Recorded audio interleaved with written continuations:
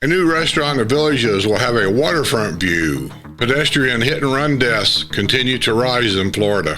84-year-old villager arrested on numerous counts of child pornography. Wildwood magistrate approves the first phases of a giant new development.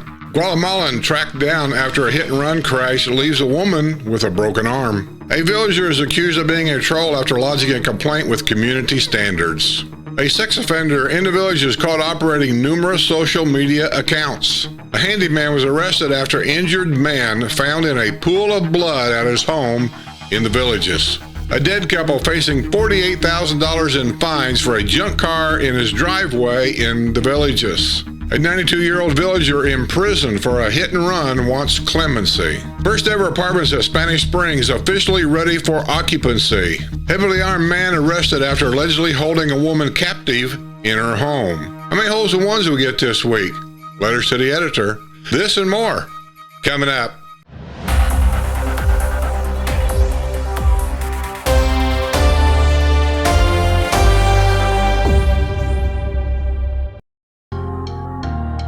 This week's news is brought to you by my YouTube and Patreon members.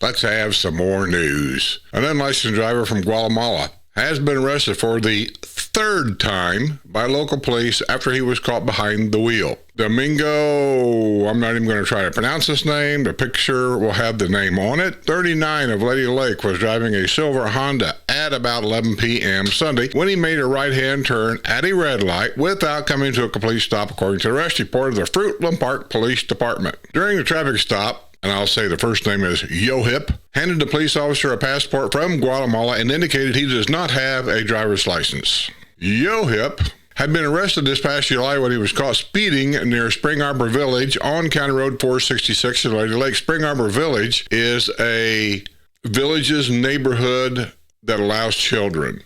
Family neighborhoods, as they're called. They've been going on for years. He was also arrested for driving without a license in 2022 in Lady Lake. In both cases, he paid fines and court costs, and the cases were closed. As a result of Sunday's traffic stop, Ho was arrested on a misdemeanor charge of driving without a license. He was booked out to Lake County Jail and released after posting a $500 bond. Now, doesn't this report that's showing that somehow there's a preferential treatment here? Here's an update on, I think we reported this last week. The 72-year-old villager will remain behind bars for the next month after failing to live up to the terms of her probation in a drunk driving case. Kathy Ann Oldham of the village of Hawkins will have her next bid for freedom at a violation of probation hearing set for March 7 in Sumter County Court. Oldham has been held since February 1 at the Sumter County Detention Center for violating her probation. I'll tell you, some people, either they just don't care or they just simply can't handle their booze. Here's another one. An unlicensed Guatemalan was tracked down after a hit-and-run crash sent a woman to the local hospital. The woman had been driving a white Volkswagen at about 9 p.m. Saturday on U.S. Highway 27 and 441 when a Chevy pickup truck towing a trailer pulled out in front of her, according to the arrest report. The trailer hit the woman's vehicle. The woman, who was visibly distraught when emergency personnel arrived on the scene, suffered a compound fracture of her arm. She was transported by ambulance to UF Health, the village's hospital. Witnesses told police that the truck, which was towing the trailer full of construction materials, fled at an extremely high rate of speed. The trailer had been damaged in the crash and left grooves in the road. Officers followed the grooves marked in the road to a home in the 1100 block of West End Street. I'm sorry. It's a good thing that some of these crooks and things are stupid. That's all I got to say. A man said his friend, 30-year-old Jose Efrain Garcia Perez, dropped off the trailer, which had severe damage to the side, along with white paint that appeared to have come from a collision from the woman's Volkswagen. Officers went to Garcia Perez's home at 37631 Tavern Lane in Lady Lake. They found the pickup truck which had been towing the trailer. A woman at the home initially claimed the truck had been left at the home and the owner ran away. A juvenile in the home began to provide police with information about Garcia Perez. The woman told the child to shut up. The woman was warned that she would be charged with obstruction if she gave police misleading information. She began to cooperate and eventually revealed to police that Garcia Perez would be returning home. Garcia was found walking up the road. It appeared he had been drinking. Police learned that Garcia Perez has never been issued a driver's license in the United States. He was identified by his identification card from Guatemala. He was arrested on charges of hit and run and driving without a license. He was ticketed on a charge of failure to yield at the intersection. He was booked at the Lake County Jail on a $30,000 bond. Lady Lake officials have voted to avoid public discussion of controversial issues like the apartments at Spanish Springs Town Square. You bunch of chicken shit. Lady Lake Commission, in a 3-2 vote Monday night, agreed to a measure recommended by town staff to nix its site plan approval process, which has been deemed inefficient and unnecessary. The commissioners have endured brutal public outcry in the past. Most memorable are the acrimonious battle over the village's desire to put apartments in a former Katie Bell's location at Tanny Springs Town Square. Under the measure approved 3-2 Monday night, there would have been no public hearing on the apartments. Paperwork would have been handled administratively by town staffers. The apartment proposal would not have gone before the elected commissioners for their approval. They're all scared. John Spang of Harbor Hill said keeping the public out of the process is a bad idea. We can inform the commissioners of some aspect of the project that they may not know about, Spang said. He added that public involvement is crucial. Personally, I think public has the right because this is your tax dollars. I don't trust anyone in the government anymore, he said. Most of us don't. Villager Richard Bryce, who spoke out in the pivotal battle over Walmart's desire to remove historic live oak trees, was at the podium again Monday night and begged the commissioners to reconsider their action.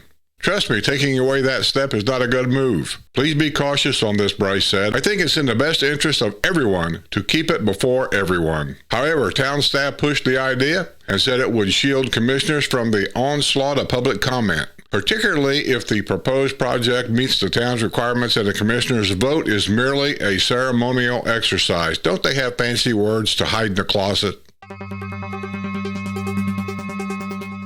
Wildwood magistrate approves first phases of a giant new development.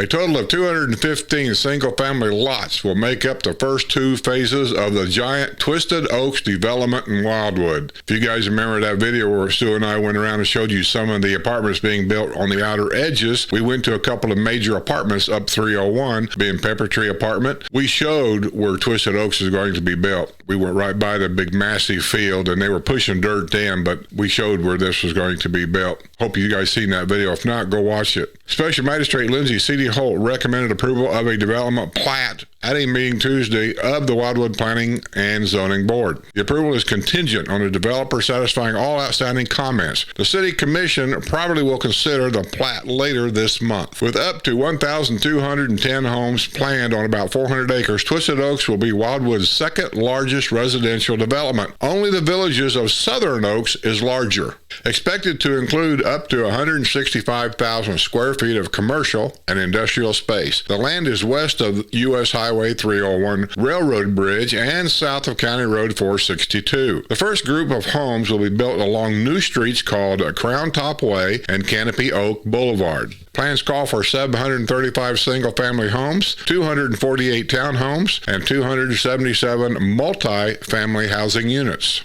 Homes will be buffered from Primus Pipe and Tube, a longtime Wildwood industrial business, by wetlands and recreational area with nature trails. The residential project was approved in 2008 as Odell Plan Development, but was delayed due to the recession, and plans were amid several times.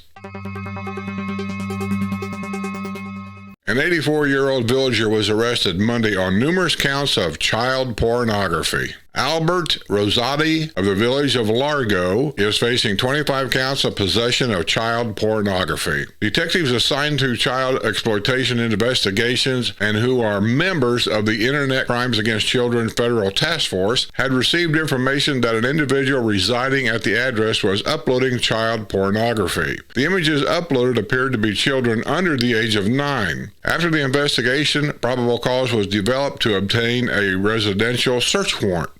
During the execution of the search warrant on June 21 at Rossetti's home at 804 Lee Carp Lane, several electronic devices were seized and sent for further forensic analysis to the Florida Department of Law Enforcement. Upon the Sumter County Sheriff's Office receiving the electronic items back from FDLE, it was determined probable cause existed for Rossetti's arrest. He was booked without bond at the Sumter County Detention Center. If you have any information about this investigation, contact Sumter County Sheriff's Office at 352-793-2621. Or to remain anonymous, you can always call the crime line at 1-800-423-TIPS. I say, did you expect anything like this in a retirement community?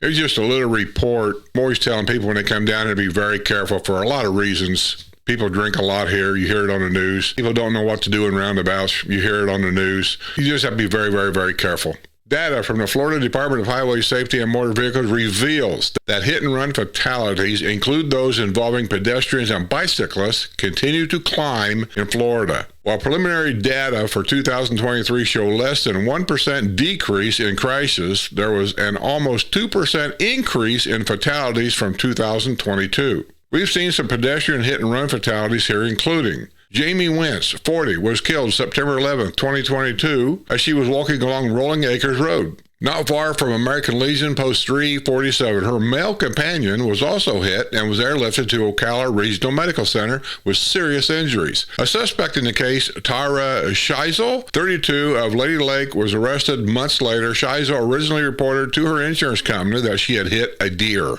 Last year, 30-year-old Mason Ryan Stevenson of Webster was tracked down by the Florida Highway Patrol after his vehicle struck and killed a 31-year-old female pedestrian. Also in 2023, a Mississippi woman was charged after a 2022 hit-and-run crash killed a man on U.S. Highway 441 near UF Health, the village's hospital. The driver turned herself in after confessing to her mother that she knew someone had been hit. Between 2015 and 2023, 923,000 hit-and-run crashes resulted in 2,162 traffic fatalities. 219, 81% of the 271 fatalities from hit-and-run crashes occurred during dawn, dusk, and low-light conditions. Additionally, 159 of the hit-and-run fatalities in 2023 were pedestrians, and 47 were bicyclists, totaling 76% of hit-and-run fatalities last year. While overall hit-and-run fatalities were down compared to 2022, the percentage of bicyclists and pedestrians who died in the hit-and-run crashes rose by 3% for the second year in a row.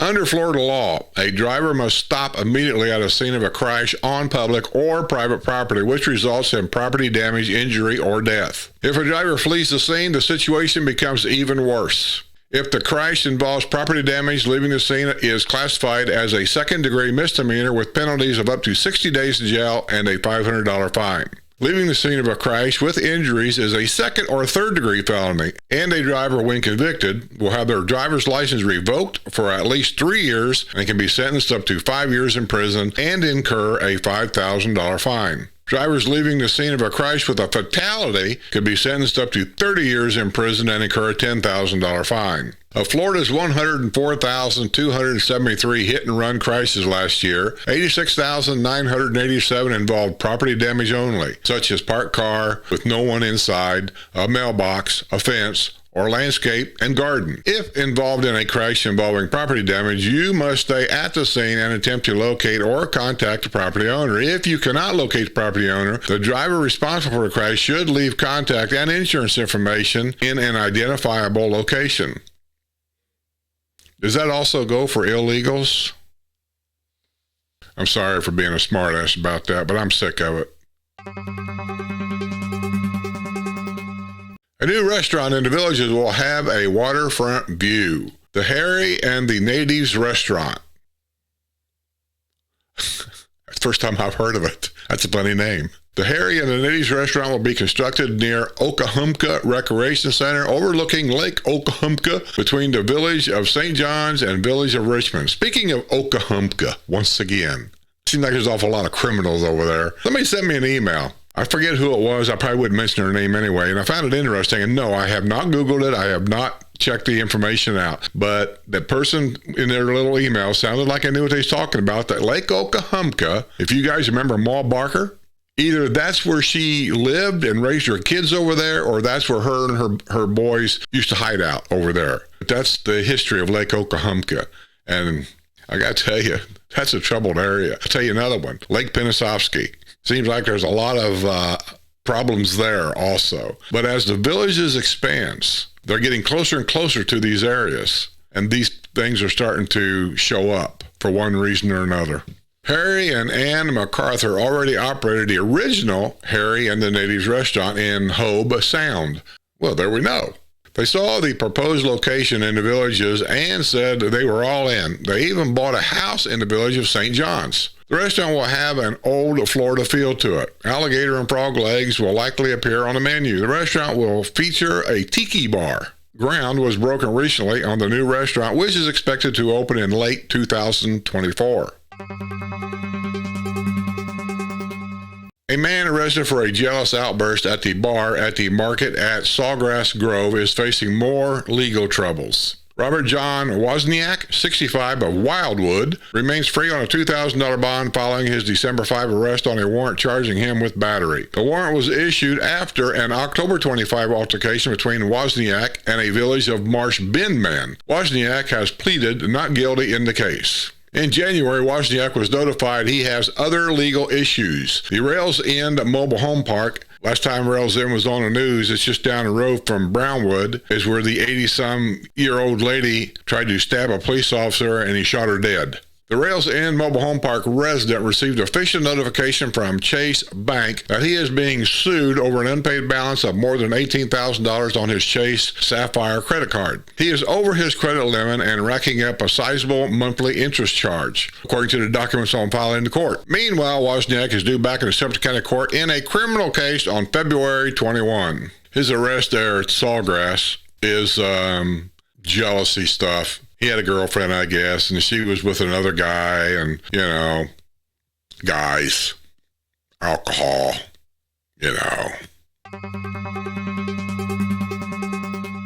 Let's see, here's another update. A villager will lose her driver's license after sipping on Corona beer while driving her golf cart. Patricia Ellen Swanson, 61, of the village of Point Siena, pleaded no contest this past week in Sumter County Court to a charge of driving under the influence. She will lose her driver's license for 6 months, been placed on probation for 1 year, and has been ordered to perform 50 hours of community service. And that's the update on her. The Recreation Department found 676 people without IDs at the pools in December. The Recreation Department found 676 people without IDs during the month of December at swimming pools south of County Road 466 in the Villages. That's a tiny number considering that 127,512 IDs were checked at those pools that month, said Recreation Director John Rohan. He presented the report Wednesday to the Amenity Authority Committee during its meeting at Savannah Center. Rohan had prepared the report for the project-wide advisory committee, which oversees amenities south of County Road 466. The PWAC board won't be meeting this month due to a lack of business. So with the fresh information in hand, Rohan decided to offer it to the AAC, which oversees amenities north of County Road 466. Rohan's department continues to try to battle the belief that the pools are regularly being used by outsiders. Community Development District 10 Supervisor Steve Boa, a member of PWAC, has pushed Rohan on the land standing policy not to ask swimmers to get out of the pool to show their IDs. Boa said that it's a well-known solution for those without IDs to jump into the pool to avoid being checked. Rohan said the December data shows a very high compliance rate at the pools.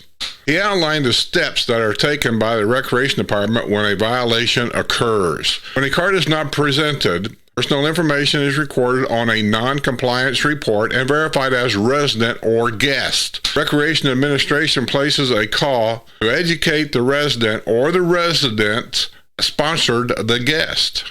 A letter is sent after a third offense of non-compliance. A suspension is issued after a fourth offense of non-compliance. Deputy District Manager Carrie Duckett said residents, many influenced by social media, are they talking about me? Wrongly believe apartment dwellers are dipping into pools in Florida's friendliest hometown.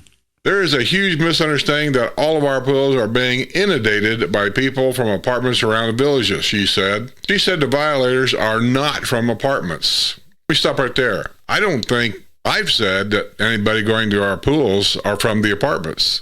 The only thing I've reported on is other people who have been complaining about outsiders sneaking in and using their pool. This isn't something new. This has been going on for years.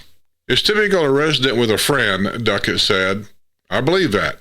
People come in to visit for a day. They don't get them a guest pass.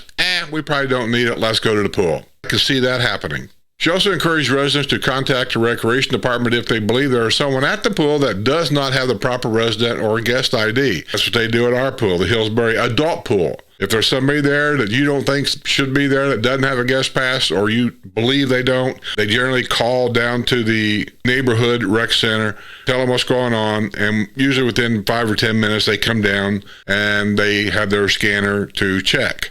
But if the person realizes about that rule, they just politely get up, jump in the pool, and they can't ask them to get out. They can't deny that this is happening. There's way too many people in the villages from the way north to the way south that are complaining about outsiders using the pickleball courts, the swimming pools. It ain't just the swimming pools, by the way. Kim Ruppert and her neighbors in the Sweet Gum Villas in the village of Finney were fed up with a neighbor who wouldn't pick up the poop in his yard left behind by his 2 dogs. Yes, you still have to pick your dog poop up even if it's in your yard. However, the villa residents were fearful of making a complaint to the community standards. They live in a Community Development District 12, which abandoned the anonymous complaint process and now requires that names be given at the time of complaint when it's lodged. I'm not a fan of that. I haven't been a fan of that forever. But the anonymous complaint, to me, is what keeps a neighborhood in check, and there's no arguing going on. Ruppert decided she would step forward and accept the potential risk. I am not a chicken, she said. Well, I'm like you. If I got something to say, I'll say it. I don't care who knows it. She made the complaint, which included photos and the offending excrement, as well as her name and phone number. After the complaint was lodged, Ruppert was surprised to receive a text from her neighbor. He said, "Thank you for turning me in. Why didn't you come and talk to me personally?" Ruppert said Thursday morning in an appearance before the Community Development District 12 Board of Supervisors at Everglades Rec Center. Shortly thereafter, a cardboard sign with the word troll showed up in her yard. She brought the sign to the meeting and held it up before the CDD 12 board. She used the prop to implore the supervisors to return to the anonymous complaint system. People came to the villages for the rules and the cleanliness and the safety. I agree. She warned that the abandonment of the anonymous complaint system will make residents too fearful to lodge complaints. She used her own situation as a prime example. You know, I said it a long time ago. The only reason why they want to do away with the anonymous complaint,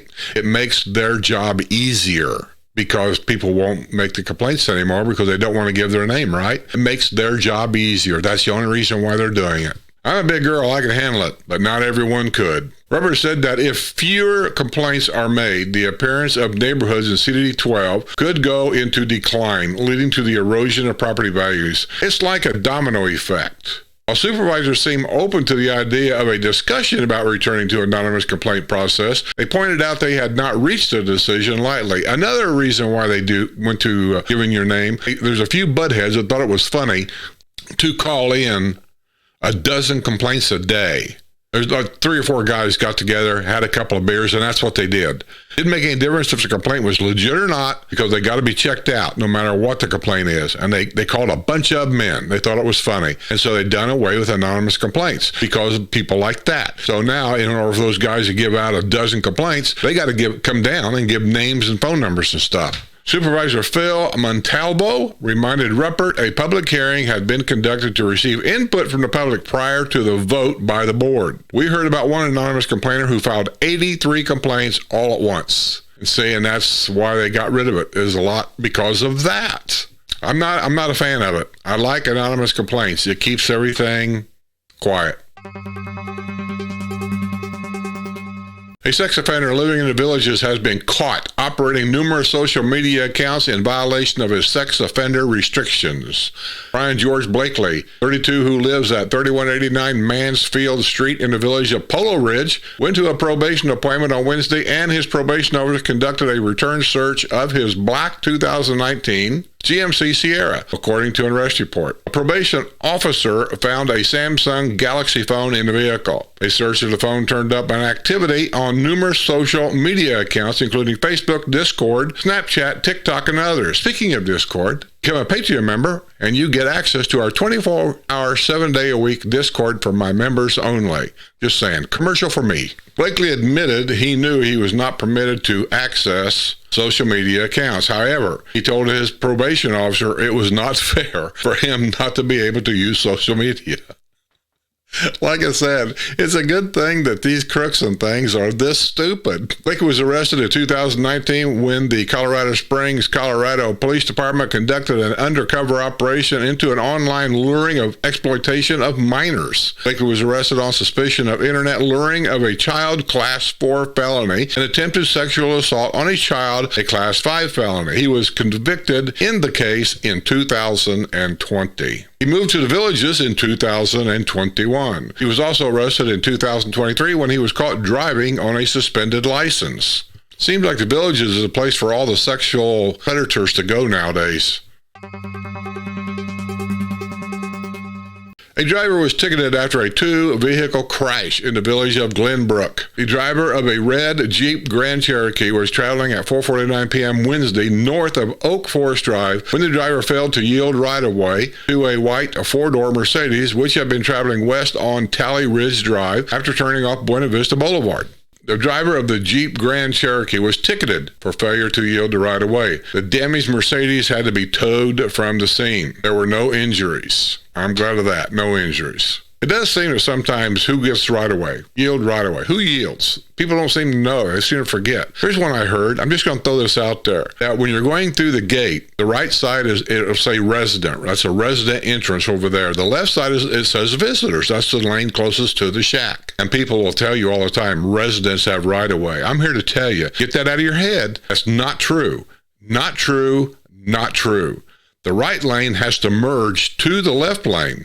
Anytime you got to merge into a lane, you have to yield right-of-way. The visitor side has right-of-way. Remember the people that were turned in because they were selling a lot of golf carts out of their driveway? The neighbors turned them in so they were conducting a business out of their house. They get that all taken care of. But these are the same people. Now they're requesting something else. The couple in the Villages cited a neck problem in a request for a circular driveway at their home. Denise Testai, who lives with her husband, Stephen, in the home at 3099 Southern Trace in the village of Polo Ridge, made a request Friday before the Community Development District 3 Board of Supervisors during their meeting at Savannah Center. She said a circular or extended driveway would make it easier to get in and out of traffic.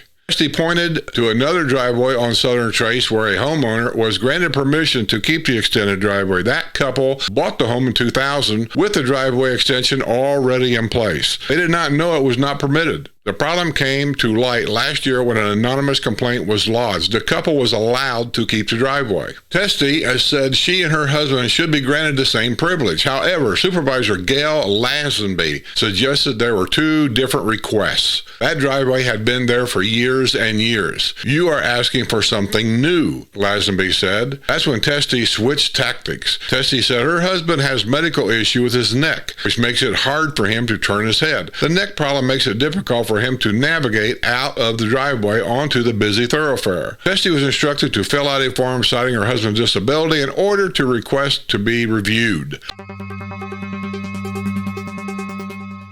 A handyman was arrested after an injured man was found in a pool of blood at a home in the Villages. Sumter County Sheriff's deputies were called to the home at about 10:30 p.m. Thursday after a 911 call was received by a dispatcher.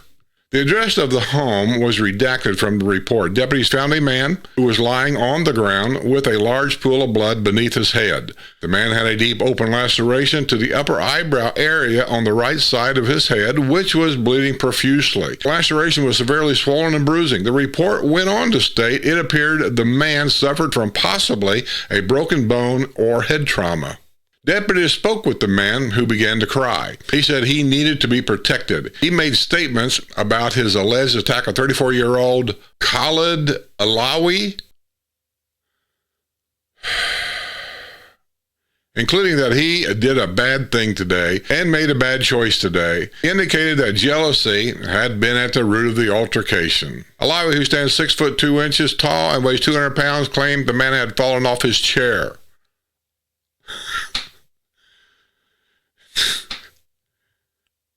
Alawi said he called 911 for the man and then recorded the man while he was on the floor. Why would you record somebody when they're hurt and laying on the floor in a pool of blood? Alawi could not offer an explanation as to why he had decided to record the man while he was on the floor. I need to just read more. A witness to the altercation said the man and Alawi had become pissy and argumentative prior to the altercation. The witness said the man had told him to go home because he and Alawi were not getting along. The Syrian-born Alawi operates I Heart Cleaning and Handyman Service, LLC, in the Villages. He was arrested on a felony charge of aggravated battery and booked at the Sumter County Detention Center, where he was initially held without bond. A dead couple is now facing a $48,000 fine for a junk car left behind in their driveway in the Villages. Good God, get rid of it. The car's worth $3. You already got $48,000 in fines. Well, they're dead. Somebody owns this property. The Community Development District 2 Board of Supervisors discussed the ongoing problem of the inoperable vehicle during their meeting Friday morning at Savannah Center. The home is located at 2016 Cordero Court in the village of Santo Domingo. The home was purchased for $95,300.98 by John and Helen Fuller. They are deceased. The property, which falls under the U.S. Department of Housing and Urban Renewal, continues to run up $50 daily fines for the car. That is obviously inoperable and hasn't moved in years. Supervisor Dennis Richards noted the property looks good, as the district is currently maintaining it, other than that junk car in the driveway. The board is hoping to recover at least a portion of the fine at the time of the property changes hands. A lien has been placed on the home. Why would you just get a portion? If you got a lien on the home, you collect the whole thing at closing. I don't know why they don't sell it now. If it's been years, it's been long enough. Remember the 92-year-old driving Mercedes run into, from the behind, she hit the two bicyclists. One lady was sent by helicopter, I think, to Ocala Hospital, very bad shape, and her husband also in bad shape. She gets out of the Mercedes, she walks back there, she sees him laying on the ground. She got back in the Mercedes and she went home. The next day they found her Mercedes at a garage in Gainesville, where she took it up there to get the damage fixed. Well, she was sentenced to prison for, I forget now, long time. Well, she's back in the news. A 92-year-old villager in prison for a hit-and-run crash that injured two bicyclists is making a plea for clemency. Marilyn Hamilton is serving a 5-year prison sentence at the Lowell Correctional Center in Marion County. Her release date is now set for August 20th, 2027, as she continues to knock time off her sentence for good behavior. Hamilton, who was unsuccessful last year when she filed a motion seeking an early release from prison, is now attempting the clemency route. Clemency is a constitutionally authorized process that provides the means through which convicted felons may be considered for relief from punishment and seek restoration of their civil rights. The clemency function is an act of mercy that absolves an individual from all or any part of the punishment that the law imposes. The governor and members of the cabinet sit as the Board of Executive Clemency and establishes the rules of executive clemency by mutual consent. The powers to grant clemency are vested in the governor with the agreement of two cabinet members who are also statewide elected officials. So we'll see. That's an update on her. The first ever apartments at Spanish Springs Town Square are officially ready for occupancy. This past week, the Lady Lake Building Department issued certificates of occupancy for the lofts at Van Patten House. There are 7 apartment units and 1 office unit. The village's desire to put apartments in at the former home of Katie Bell's has been a sore point with many longtime residents. Yeah. And I'm one of them. In 2022, the Lady Lake Commission voted 3-2 to reject the village's plan for apartments at the Van Patten House. However, within days of that meeting, Commissioner Ed Freeman contacted the town's attorney and admitted he had misgivings about his vote due to the likelihood of a lawsuit by the villages. Ultimately, Freeman changed his vote, providing a margin of victory for the villages. Guesses, anybody? Anybody?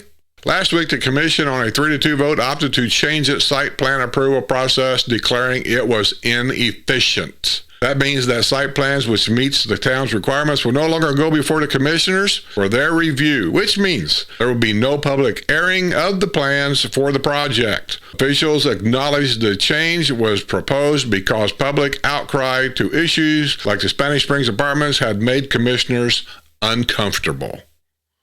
Well, that's just too bad. Maybe you should go home.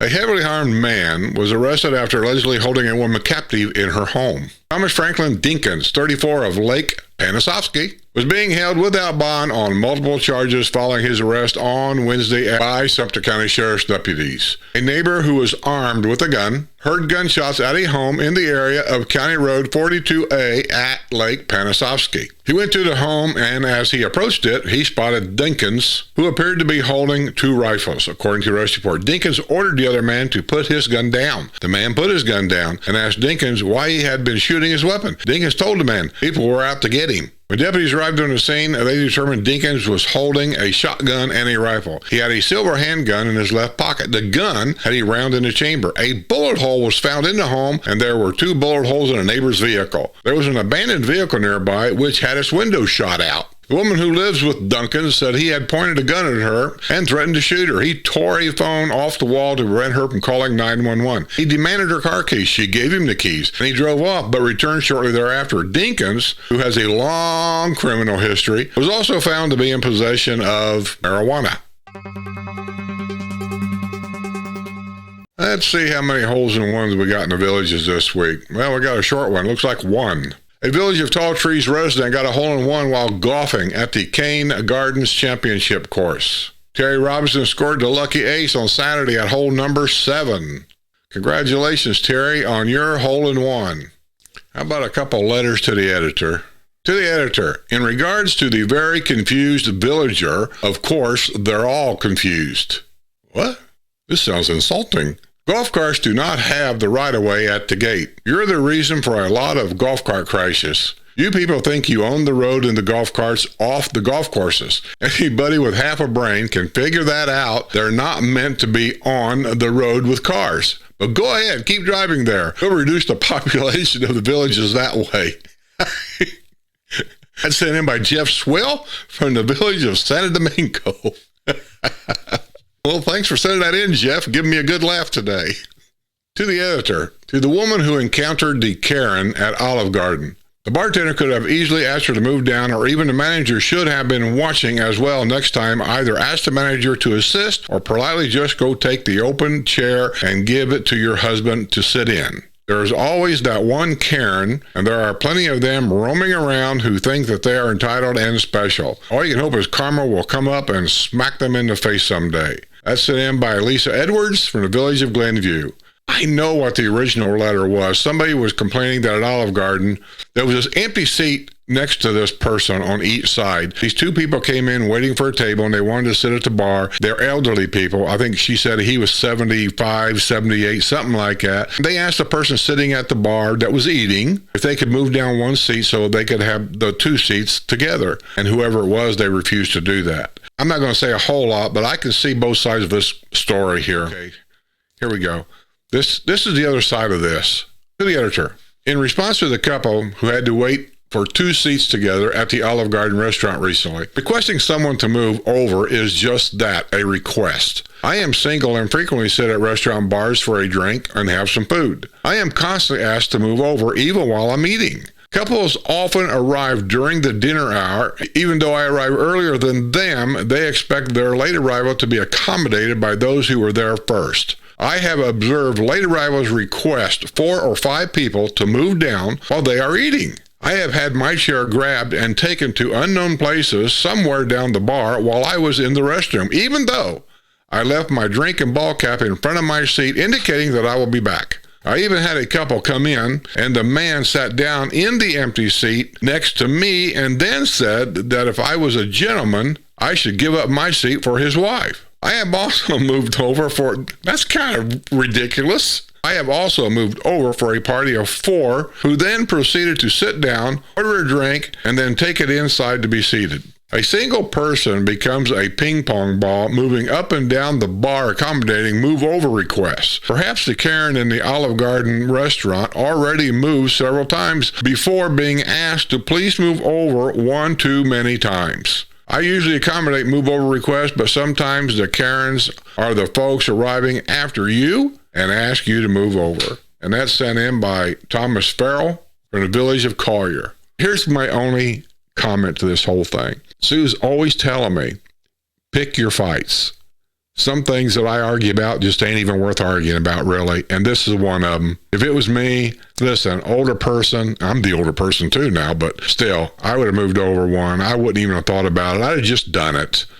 Well, I think that's going to be the news this week. Hope you enjoyed it. Hope you had fun. Always remember to be a Patreon member. Always remember our 24/7 Discord we have for our Patreon members. I can only say I thank each and every one of you for watching. I thank each and every one of you for subscribing. That being said, take care, be well, stay safe. And don't leave your keys in the golf cart.